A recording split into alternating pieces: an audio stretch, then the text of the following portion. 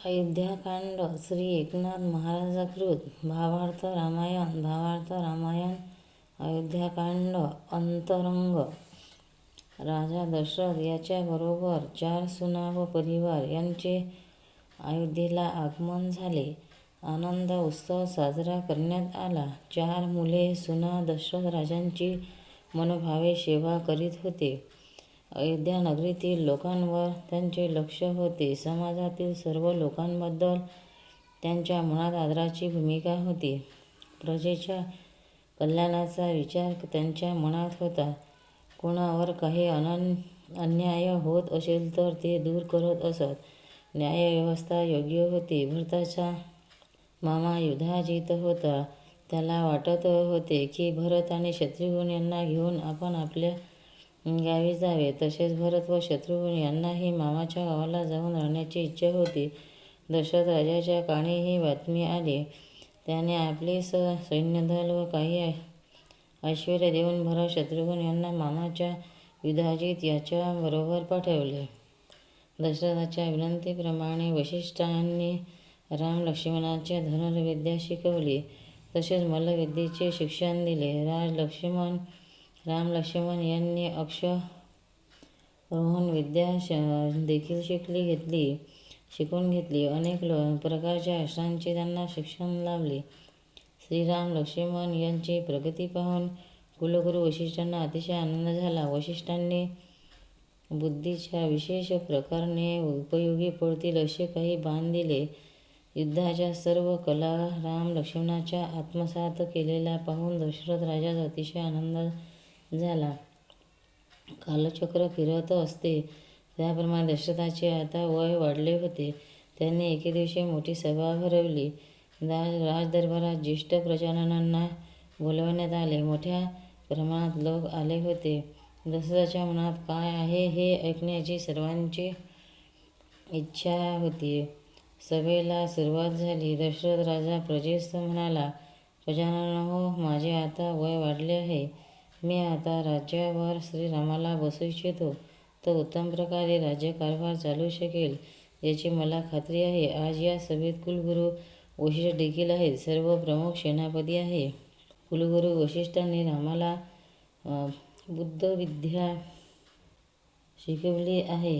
तो प्रजेचे निश्चित रक्षण करू शकेल. श्रीरामाचा अभिषेक करावा असा माझा मानस आहे. आपणा सर्वांना विचारण्यासाठी मी ही सभा आयोजित केली आहे. तरी आपण सर्वांनी आपली इच्छा प्रकट करावी. दशरथाची रामाला राज्यावर बसवण्याची इच्छा ऐकून सर्व प्रजेला आनंद झाला. वसिष्ठ आणि सर्व ऋषी यांनी एकमताने रामाच्या राज्याभिषेकाची अनुमती दिली. सर्व प्रजेचे श्रीरामाचा जयजयकार केला. रामाचे पाऊल सत्याच्या मार्गावरून पडत आहे. त्यामुळे सर्व प्रजेला रामाबद्दल अत्यंत आदराची भावना होती. प्रजेच्या आनंदाने मिळवलेली संमती पाहून दशरथ राजास परमानंद झाला. प्रजेच्या मनात रामाबद्दल किती आदर आहे हे दशरथाने जाणले. बघता बघता ही बातमी सर्वत्र पसरली. अयोध्या नगरीत श्रीरामाचा राज्याभिषेक होणार ही एकच चर्चा सुरू झाली. वसिष्ठांनी चैत्र महिन्यातील गुरुपौष अमृत रोजी रामाचा राज्याभिषेक करण्याचा ठरविले. त्याप्रमाणे 4ही दिशांनी राजांना राज्याभिषेक सोहळ्यासाठी बोलावण्यात आले. राज्याभिषेकासाठी लागणाऱ्या सर्व साहित्याची तयारी करण्यात आली. अयोध्ये नगरीत सजवलेल्या काही सर्वत्र उत्साहाचे वातावरण पसरलेले होते. श्रीराम राजा झाल्यावर सर्वत्र रामराज्य निर्माण होईल हा विश्वास सर्व प्रजेच्या उद्या मंदिरात नांदत होता. सर्व अयोध्या नगरीत आनंदाने सजली होती. दशरथांना मात्र काही वाईट स्वप्न पडली. त्यांनी विचार केला की रामाला या राज्यावर बसता येईल की नाही, आपल्याला हा सोहळा पाहता येईल की नाही, रामाला वनवासात जावे लागेल काय, असे अनेक विचार दशरथाच्या मनात निर्माण होत होते. श्रीराम कौशल्या व सुमित्रा यांच्या मंदिरात आला. उद्या आपल्याला राज्याभिषेक होणार असल्याची बातमी सांगितली. कौशल्या व सुमित्रा अतिशय आनंद झाला. त्यानंतर राज्याभिषेकापूर्वी उपोषण करण्यात आले. वसिष्ठांनी श्रीराम सीतेकडून अनेक व्रताचे परिपालन करून घेतले. अयोध्यामध्ये चाललेला सोहळा पाहून इंद्रादी देव मात्र चिंता करू लागले. त्यांनी ब्रह्मदेवाला प्रार्थना केली. श्रीरामाचा जन्म हा अनेक राक्षसांना आणि रावणाला मारण्यासाठी आहे, तर मग राज्यावर बसला तर काय होणार? ब्रह्मदेवाने परिस्थिती जाणून घेतली आणि कैकेयीच्या मनात मंथरा दासीकडून द्वेष करण्यासाठी विकल्पाला आज्ञा केली. मंथरा प्रारंभापासून रामाचा द्वेष करीत होती. तिची प्रवृत्ती दुष्ट होती, त्यामुळे तिला चांगुलपणा हा आवडत नव्हता. जर श्रीराम राज्यावर बसले तर कैकेयीच्या कौशल्याची दासी तिला चांगुलपणा हा लागेल आणि मग आपले कसे होईल हे विचाराने ती बेचैन झाली. ती क्रोधायमान झाली. अतिशय क्रोधाने डोळे लाल झालेले मंथरा कैकेयीजवळ आली. तिने कैकेयीला समजावून सांगितले की राम गादीवर बसला तर तुला दासी म्हणून राहावे लागेल. तुझा मुलगा भरत गादीवर बसू दे. दशरथ तुला मानणार नाहीत. अशा वेळी तू दशरथाकडून 2 वर मागून घे. मागील 2 वर आता मागितले तर वर फार बरे होईल. ही संधी साधून घे. भरतासाठी राज्य मागून घे आणि रामाला 14 वर्ष वनवास पाठव. त्यामुळे तुला येथे आनंदाने राहता येईल. ही संधी हातातून गेली तर पुन्हा काही उपयोग होणार नाही.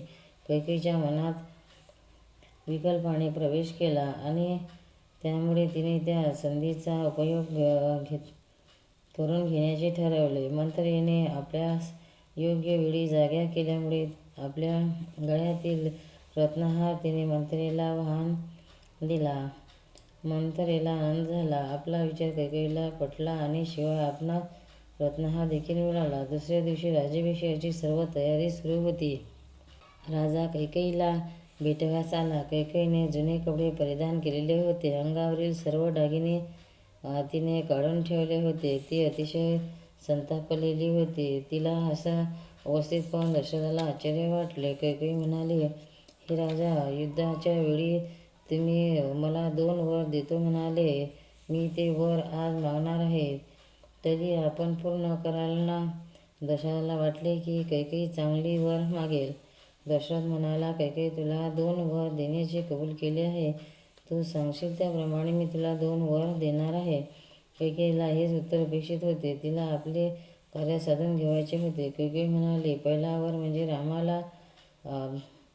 रामाच्या ऐवजी भरताला, माझ्या मुलाला गादीवर बसवा आणि दुसरा वर म्हणजे 14 वर्ष वनवासात पाठवा. कैकेयीचे हे 2 वर ऐकून दशरथास मोठा धक्का बसला आणि तो जमिनीवर कोसळला. शुद्धीत आल्यावर त्याने कैकेयीला नम्रपणे विनंती केली, असा वर मागू नको. असे ऐकून कैकेयी अधिक संतापली आणि दशरथाला बोलू लागली. कैकेयी म्हणाली, माझे 2 वर तुम्ही पूर्ण केले नाही तर मी प्राणत्याग करीन. त्यावेळी सुमंत तेथे आला. दशरथाची ही अवस्था पाहून त्याने दशरथाच्या सांगण्याप्रमाणे रामास बोलावून आणले. श्रीराम आले आणि दशरथ व कैकेयी यांना वंदन केले. कैकेयी म्हणाली, राजांनी मला 2 वर मागण्याचे सांगितले. त्याप्रमाणे मी मागितले. भरतास गादीवर बसवावे आणि 14 वर्ष वनवास भोगावा. राम म्हणाले, मी आपले वचन पाळण्यास आनंदाने तयार आहे. रामाचे बोलणं ऐकून कैकेयीला अतिशय आनंद झाला. राम वनात जाणार हे विचाराने तिच्या हृदयाला आनंदाचे कल्लोळ निर्माण झाले. आपल्या मुलाला गादी मिळणार आणि रामाला वनवास ही तिची इच्छा आता सफल होणार होती. कैकेयीची मुळातच दुष्ट बुद्धी होती. दुष्ट बुद्धीच्या व्यक्तीला दुसऱ्याने अनाहित पाहून समाधान वाटत असते. श्रीरामावर दशरथाचे अतिशय प्रेम होते. राम वनवासात जाणार व या विचारानेच ते बेशुद्ध होऊन धरणीवर पडले. रामाने दशरथाला सावध केले आणि प्रेमाने उठवले. श्रीराम म्हणाले, पिताश्री, आपण माझी काही चिंता करू नका. मी 14 वर्षांनी सुखरूप परत येईल. भरत हा माझा बंधू आहे. तो उत्तम प्रकारे राज्य करील. आपणाकडेही तो पूर्ण लक्ष देईल. श्रीराम 14 वर्ष वनवासाला जाणार ही बातमी वाऱ्यासारखी सर्वत्र पसरली. सर्वत्र दुःखाचे वातावरण निर्माण झाले. लोकांनाही काय करावे हे समजत नव्हते. कौशल्या, सुमित्रा आक्रोश करू लागल्या. श्रीराम त्यांना समजावून सांगू लागले. त्यावेळी लक्ष्मण तेथे आला. घडलेला सर्व प्रकार समजला. त्याने आपला सर्व आभूषणे काढून ठेवली. तो म्हणाला, श्रीराम जर अयोध्येत नसतील तर मी पण इथून काय करणार? इथे राहून काय करणार? शिवाय राज्य याचा मी विचार देखील करू शकत नाही. मी देखील रामाबरोबर 14 वर्ष वनवासात जाणार. लक्ष्मणाचे बोल ऐकून मोठ्याने आक्रोश होऊ लागले. सुमित्रा अतिशय रडू लागली. अयोध्ये नगरीत हे काम कैकेयीने केले हे सर्वांनी जाणले. कैकेयीची दुष्ट बुद्धी अयोध्येतील सर्वांना परिचित होती. आता वसिष्ठ कुरगुले श्रीरामाला देखील रोखतील असे सर्वांना वाटत होते.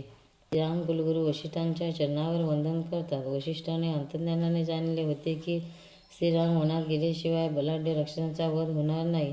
तसेच लंकापती रावणाला ठार करता येणार नाही. रावण ठार झाला की सर्वांची बंदिवासातून सुटका होईल. त्यामुळे कुलगुरू वसिष्ठ रामाला आशीर्वाद देतात आणि वनवासात जाण्यापासून परावृत्त करत नाहीत. श्रीराम कौशल्या मातोश्रीचे दर्शन घेतात. श्रीराम आपल्या मातोश्रीला सर्व समजावून सांगतात व तिच्याकडून आशीर्वाद घेतात. आईच्या दुःखाला पारावार नसतो, परंतु श्रीराम हा एकवचनी आहे हे तिने जाणले होते. मी रामाला म्हणाले, राम 14 वर्ष शृंगार वाटिकेत वास्तव्य करावे. त्यामुळे वडिलांचे वचन पाडल्यासारखे होईल आणि माझी देखील इच्छा पूर्ण होईल. श्रीराम म्हणतात, दंडकारण्यात 14 वर्ष राहण्याचे आहे. तशी पिताश्रीची अनुज्ञा आहे. कैकेयीने तसाच वर मागून घेतला आहे. हा सर्व प्रकार लक्ष्मण अतिशय क्रोधित होतो व तो म्हणतो, या सर्व समस्यांचे कारण म्हणजे कैकेयी आहे. मी आता कैकेयीला ठार करतो म्हणजे सर्व समस्याचे मुळच नाहीसे होईल. श्रीरामाला वनवासात जावे लागणार नाही. लक्ष्मणाचे क्रोध वचन ऐकून श्रीराम लक्ष्मणाला सांगतात, तुझा पराक्रम मोठा आहे, तुझे सामर्थ्य मी जाणतो, परंतु कैकेयीसारख्या स्त्रीचा नाश करणे उचित नाही. स्त्रीची हत्या करणे हे मोठे पाप आहे. तुझ्या हातातील सामर्थ्य राक्षसांचा नाश करण्यासाठी आहे.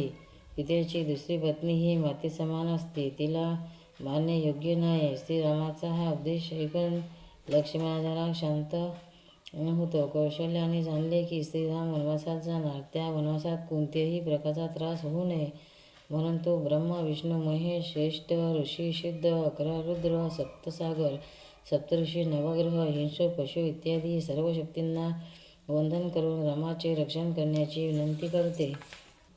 कौशल्या श्रीरामाला हृदयाशी धरते. तिच्या डोळ्यातून अश्रू वाहू लागतात. नंतर श्रीराम आपल्या मातेला त्रिवार प्रदक्षिणा घालतात. त्यानंतर साष्टांग लोटांगण घालतात. त्याचवेळी आकाशवाणी होते, श्रीराम हे त्रिगुणी विजयी आहेत. त्यांचा पराजय कोणीही करू शकणार नाही. कौशल्येने लक्ष्मणाला देखील आशीर्वाद दिला. लक्ष्मण देखील कौशल्येला त्रिवार वंदन करतात. सर्वात कौशल्येने लक्ष्मणाला देखील आशीर्वाद दिला. लक्ष्मण देखील कौशल्येला त्रिवार वंदन करतात. सर्वात श्रेष्ठ आशीर्वाद असतात. आशीर्वादामध्ये फार मोठे सामर्थ्य असते. क्षणी आशीर्वाद सांभाळ करीत असतात. राम लक्ष्मण सर्वांचे मंगल आशीर्वाद घेतात. वडिलांच्या वचनासाठी ते राज्यपद सोडत असतात. श्रीराम आता मंगलवाद्याच्या गजरात येतील. त्यांच्या राज्याभिषेक होईल. त्यांना उघडण्यासाठीच सीता हातात आरती घेऊन उभी असते. श्रीराम येत असलेले ते पाहते. त्याचबरोबर मंगलवाद्य नाहीसे हे मी जाणतो. सर्वत्र पसरलेली नीरव शांतता पाहून तिला आश्चर्य वाटते. श्रीराम सीतेजवळ म्हणतो, माझ्या वडिलांनी कैकेयीला 2 वर दिलेले आहेत. त्याचप्रमाणे कैकेयीने सांगितले की मला वनात 14 वर्ष पाठवावे आणि भरताला गादीवर बैसावे. हे ऐकून सीतेला मोठा धक्का बसतो. काय बोलावे हे तिला समजेनासे होते. राम सीतेला म्हणाले, मी 14 वर्ष वनवासात पत्करण्यात आहे. 14 वर्षानंतर परत येणार आहे. आज गुरुपुष्य अमृत योग आहे, त्यामुळे वनात जाण्याच्या निघाला आहे. तू काही चिंता करू नकोस. तू कौशल्या मातोश्रीकडे वास्तव्य कर. सासूसासऱ्यांचा सांभाळ कर. ही तुला प्रेमाने सांभाळतील. भरत राज्यावर बसला की त्याच्या योग्य तो आदर सत्कार करावा. तसेच कैकेयी मातेकडे लक्ष पुरवावे. सीता म्हणते, माझा तुमच्याशी विवाह झाला आहे. तुम्ही वनात जाणार आणि मी येथे सुखभोग इथं घेत राहणार हे कदाही शक्य नाही. मी तुमच्याबरोबर येणार. तेथील जे काही दुःख असेल ते भोगायची माझी तयारी आहे. राम सीतेला खूप समजावून सांगतात. वनात अनेक प्रकारची दुःखे भोगावी लागतात हे सांगतात. सीतेच्या डोळ्यातून अश्रू वाहू लागतात. ती रामाच्या बरोबर जाण्यास तयार असते. राम येतात. वसिष्ठांची अनुमती घेण्याविषयी सांगतात. त्याचे कारण म्हणजे वशिष्ठ हे त्रिकालाज्ञ आहेत. सीता वशिष्ठांच्या चरणांना वंदन करते आणि रामाबरोबर आपणही वनात जाणार आहे असे सांगते. आपले आशीर्वाद मिळविण्यासाठी इथे आले आहे असे प्रतिपादन करते. वशिष्ठांना पुढील ज्ञान झालेले असते, त्यामुळे ते अनुमती देतात. दशरथ राजा व कौशल्या मातोश्री अनुज्ञा सीता घेते. नववधूला वनवासात जावे लागते हे पाहून कौशल्या मातेच्या डोळ्यातून अश्रू गळू लागतात. सीता आपले अलंकार काढून ठेवते. ती पतिव्रता असते. वल्कल्य नेसून ती राजाबरोबर वनवासात जाण्यास तयार होते. हे पाहून लक्ष्मणही आपण वनात येणार आहे असे रामाला सांगते. वनवासात असताना आपण आश्रमाबरोबर गेला तर मी तिचे संरक्षण करू शकेल असे लक्ष्मण सांगतात. लक्ष्मण कुलगुरू वशिष्ठाकडे येऊन आपणास मदत जाण्याची अनुज्ञा घ्यावी म्हणून सांगतात आणि वशिष्ठाच्या चरणावर मस्तक ठेवतात. वशिष्ठांना भविष्य माहीत असल्यामुळे ते लक्ष्मणाला अनुज्ञा देतात. लक्ष्मण आपली माता सुमित्रा सर्व गोष्टी पटवून देतात. रामाच्या रक्षणासाठी व सीतेच्या संरक्षणासाठी सुमित्रा लक्ष्मणाला वनात जाण्याची परवानगी देते. लक्ष्मण त्यानंतर आपल्या पत्नीला भेटून सर्व गोष्टी समजावून सांगतो. पत्नी रडू लागते, पण लक्ष्मण तिची समजूत काढतो. 14 वर्ष बराबर निघून जातील म्हणून सांगतो. लक्ष्मण आपले व रामाचे अयोध्येबरोबर घेतात. वनवासात जाण्याची तयारी पूर्ण झाल्यावर श्रीराम लक्ष्मण सीता आपल्या हस्ते धनधान्य गायी संपत्ती वशिष्ठांच्या चरणावर अर्पण करून ती ऋषीमुनी ब्राह्मण यांना दान करतात. श्रीरामाला अनेक लोकांनी दान दिलेले असते. ती सर्व संपत्ती गोरगरिबांना वयस्कर लोकांना दान म्हणून दिली जाते. सर्वांचे आशीर्वाद घेतात. लोकांना कैकेयीचा मनात शाप दिला, तिच्यामुळे हे घडले हे सर्व प्रजेने जाणले. सुखसागरातील जनता आता दुःखसागरात बुडत चालली होती. प्रजेच्या सर्व अपेक्षांचा भंग झाला होता.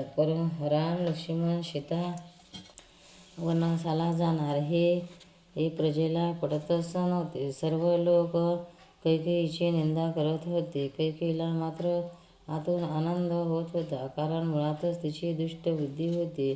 आता श्रीराम लक्ष्मण सीता दशरथ राजाकडे येतात. निघताना वल्कली धारण केलेले पोशाख पाहून दशरथाला अश्रू आवरेनासे. तो मोठमोठ्याने रडू लागतो.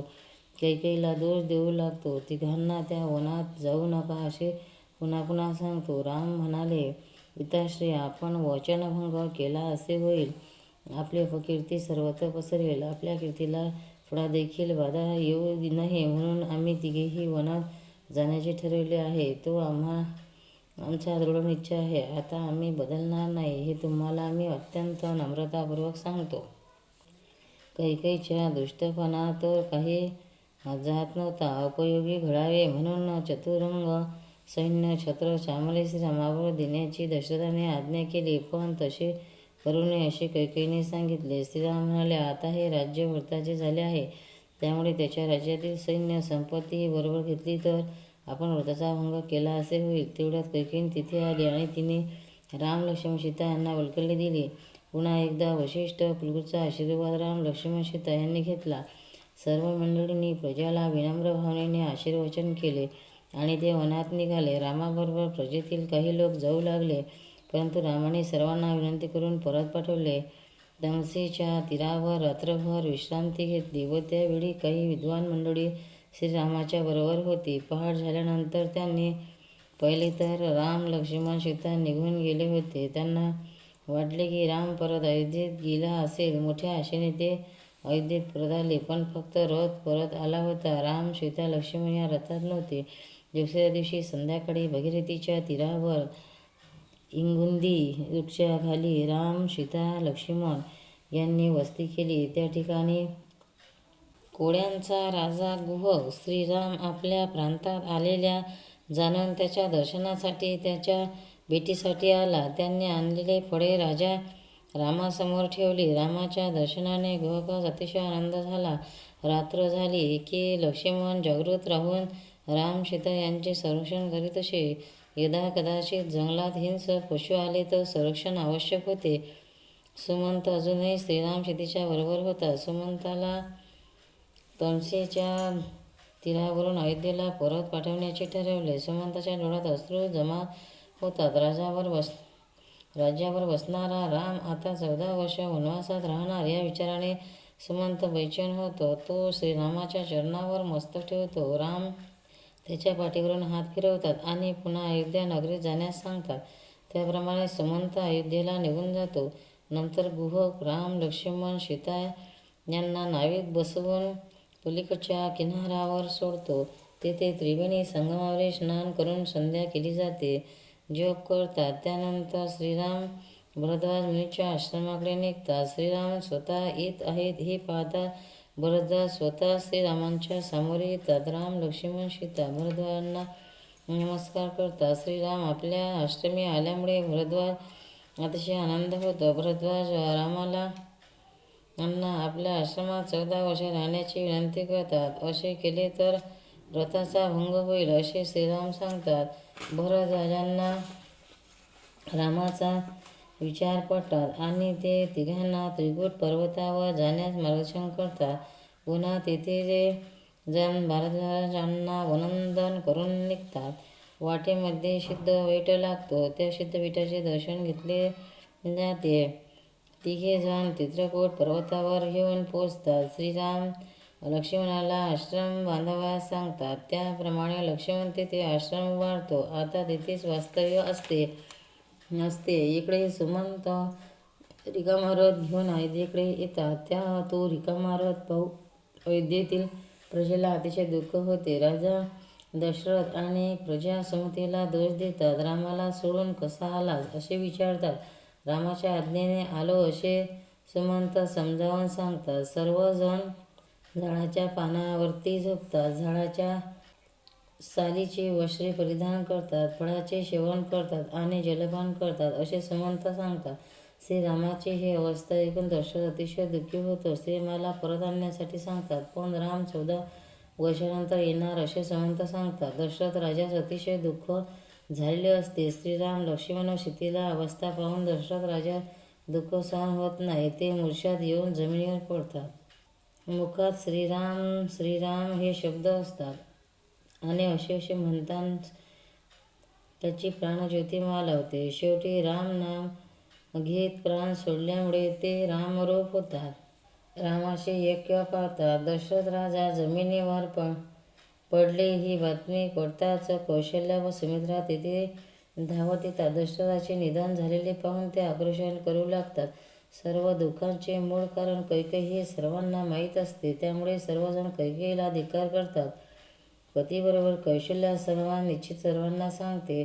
दशरथाच्या मृत्यूची बातमी सर्वत्र पोचते. मार्कंडेय, कात्यायनी, गौतम इत्यादी ऋषी अयोध्येत येतात. कुलगुरू वसिष्ठ भरताला बोलावून आणण्यास सांगतात. त्याप्रमाणे सुमंत भरताला आणण्यासाठी रथ घेऊन जातात. भरताबरोबर शत्रुघ्न ही दुःखद बातमी ऐकून अयोध्येला येण्यासाठी रथात बसतात. रथ अयोध्येच्या दिशेने निघतो. सुमंत काहीच बोलत नाही. त्याच्या डोळ्यातून फक्त अश्रू ओघळत असतात. बघता बघता रथ अयोध्ये नगरीत येऊन पोचतो. भरत व शत्रुघ्न जवळजवळ राजदरबारात येतात. तेथे दशरथाभोवती सर्वजण आक्रोश करीत असलेले त्यांना दिसते. दशरथाचा मृत्यू झाला हे भरताला कळले. तो धावत जाऊन रामाला भेटावे म्हणून निघाला. परंतु राजदरबारात रामही दिसला नाही, लक्ष्मणही नाही. हे पाहून भरताला काय झाले हे कळेना. भरताचे दुःख पाहून सुमंताने घडलेली सर्व विगत भरताला सांगितली. तुझ्या आईने म्हणजे कैकेयीने रामाला 14 वर्ष वनवास पाठवले. तुझ्या आईने मंथरीने सांगितले. हे ऐकून भरत मंथरा दासीच्या शिरच्छेद करण्यासाठी निघाला. अतिशय संतापलेल्या भरताचे ते केस धरून तिला ओढत आणले. भरताची ही अवस्था पाहून कुलगुरू तेथे आले आणि कुलगुरू वसिष्ठाने मंथराचा वध करू नकोस म्हणून सांगितले. कुलगुरूची आज्ञा मानणे भागच पडले. तरी भरताने तिच्या कमरेत लाथ मारली आणि तिची कंबर मोडून गेली. ती त्रिविक्रमा झाली. वसिष्ठ ऋषीने भरतास गादीवर बसवणे, राज्याभिषेक करावा असे सर्वांनी सुचवले. राज्याभिषेकास भरताने स्पष्ट नकार दिला. राम वनवासात असलेल्यांना आपण गादीवर बसावे ही कल्पनाच त्यांना मान्य नव्हती. शत्रुघ्न तर दुःखाने रडत बसला होता. आपण राज्य नको, काही नको, फक्त राम पाहिजे असे तो म्हणत होता. शेवटी राज्यावर कोणालाही बसवावे हे प्रश्न कुलगुरू वसिष्ठांसमोर उभा राहिला. शेवटी रामाच्या पादुका सिंहासनावर ठेवून त्याची पूजा करावी असे ठरले. श्रीरामाच्या पादुका अभिषेक झाला व दशरथ राजाने अग्निसंस्कार करण्यात आले. दशरथाच्या बरोबर सहगमन करण्यास कौशल्या पुढे आली. त्यावेळी कुरुगुरूंनी तिला रोखले आणि सांगितले की रामाची आणि आपली भेट घडवून आणतो. हे ऐकून कौशल्याचे सहगमन विचार दुसरा ठेवला. वसिष्ठ गुरु असल्याने त्याचे विचार ऐकून आवश्यक होते. मध्यरात्री कैकेयी भरताच्या भवनात आली. तिने भरताला उठवले आणि भरताला म्हणाली, वनात रामाच्या भेटीला जाऊ नकोस. मी परिश्रम करून दशरथाकडून 2 वर मागून घेतले, तरी तू आता सिंहासनावर बस. राजा झालेला पाहून मला अतिशय आनंद होईल. भरता, तू राज्याभिषेक करून घे. अजून 14 वर्ष रामाला अयोध्येत येण्यास लागणार आहेत. आलेल्या संधीचा लाभ घे. कैकेयीचा उपदेश ऐकून भरत अतिशय क्रोधायमान झाला. अयोध्येत नगरीतील सर्वांना दुःख झाले. सर्व जनता शोकसागरात बुडाली. स्वतःचा पती निधन पावला.